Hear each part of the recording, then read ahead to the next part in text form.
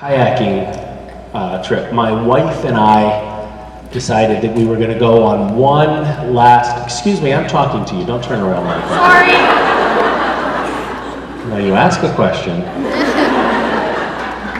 And so we decided we were going to do, we made this very, very rash decision. After being together for approximately 20 years, we decided to have kids. And we decided that this would be our last sort of fun, easygoing adventure, kid-free, carefree adventure before having kids. So we went to a little island chain called Palau in Micronesia, which was truly amazing. We went on this little kayaking trip, and basically we just rented this sea kayak, and we went from island to island, basically on our own, you know, drifting along in the Pacific Ocean.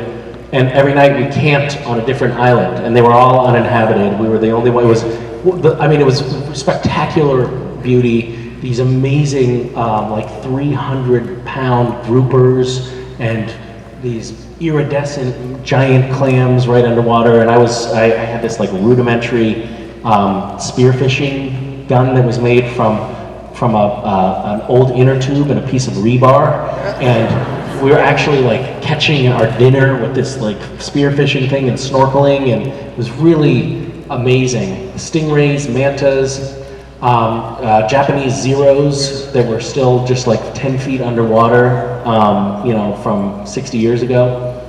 And the islands were all these just tiny little islands that we would camp on. It was really amazing. Their islands were absolutely crawling with rats, which was the only downside. But it was really cool, and it has sort of a fond place in my heart because it was also where my son was conceived. And I don't know exactly how all that stuff works, but yeah. And then yeah. I'm not going to tell you all the details, but I actually do know a little more than I'm letting on about exactly how that works.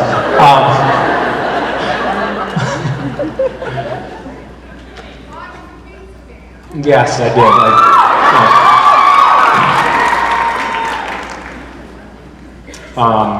By the way, here's a little tip for the fellas in the audience. If you're ever with a woman and you want to win her over, you can tell her, I learned this in a porno. And they love that. They love it. It's a great way to break the ice. But let's not go there because there are children who just lost their teeth in this audience. So we'll move on. Hi. Thank you. Hi. In the wake of that, I have a very deep and philosophical question for you. Are you ready for this?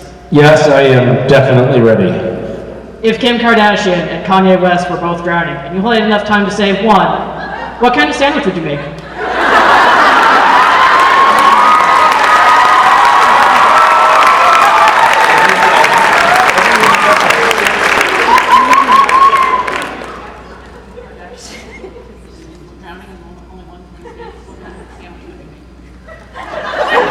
That's a great question. Probably something not too heavy, something kind of light and fresh, maybe like a Mediterranean kind of hummus sprout tomato with a little bit of feta cheese and maybe some broken up Kalamata olives on it, toasted, delicious, something just like, you know, lively and fresh and something celebratory.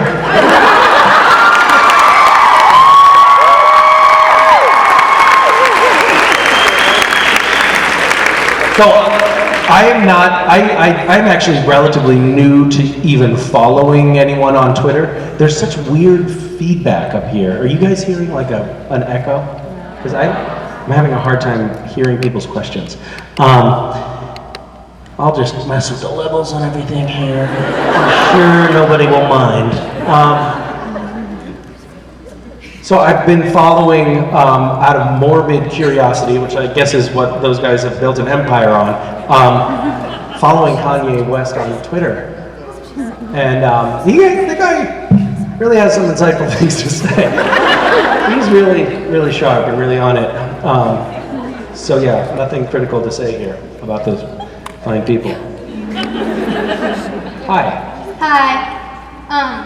I was wondering how you got involved with Random Acts of Kindness. How did I get involved with Random Acts? Well, I was looking for, I kind of had I was at a point in my life where I was looking for a charity that I wanted to get involved with kind of seriously, rather than just dabbling with like occasional little volunteering things here and there. And I had just gotten on to this show called Supernatural, and I found that this show had this strange, bizarre thing called a fandom affiliated with it. And I also noticed that those fans were really, really creative. Like they were making all this artwork and spending all this time writing these very PG-13 works of fiction, and that they were like kind of pouring their hearts into this community. And then there was an earthquake in Haiti, and I very quickly put up a donate to this UNICEF page for the relief from the earthquake, and tweeted about it. And I think at the time I don't know, I might have had, you know, a few tens of thousands of Twitter followers, like a small fraction of what I have now. And there was so much. How'd the pizza order go? They're gonna be 35 minutes? Good for them. They must have a shitload of ovens in this place. $180? Fuck, that's steep. Well, I don't know if we're gonna have the money when they get here.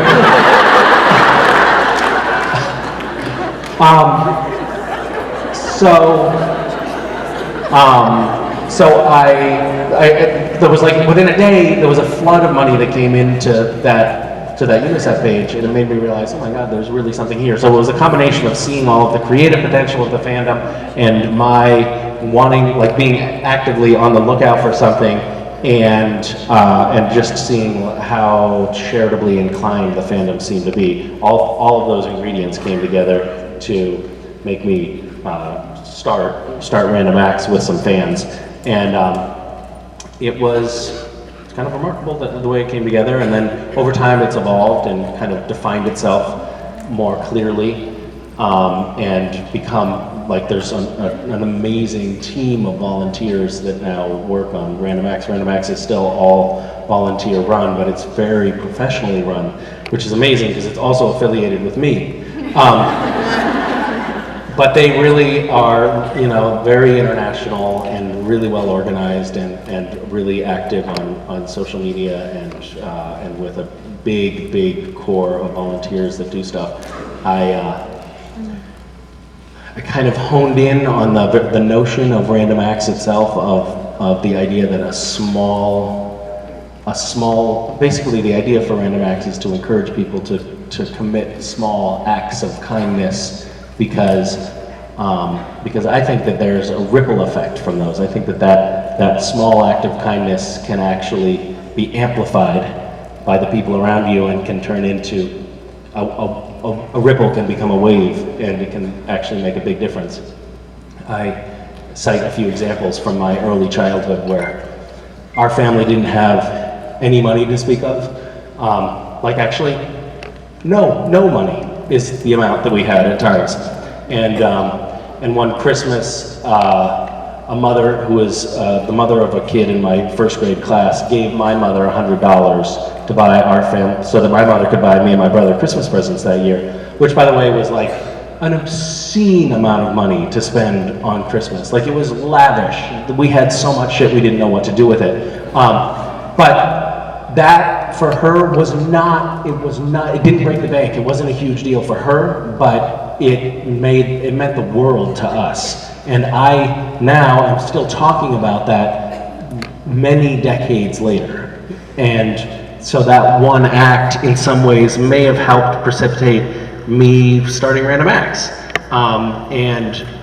So I think that's a great example of like one small thing that you do, every small thing that you do, I think can ultimately, potentially have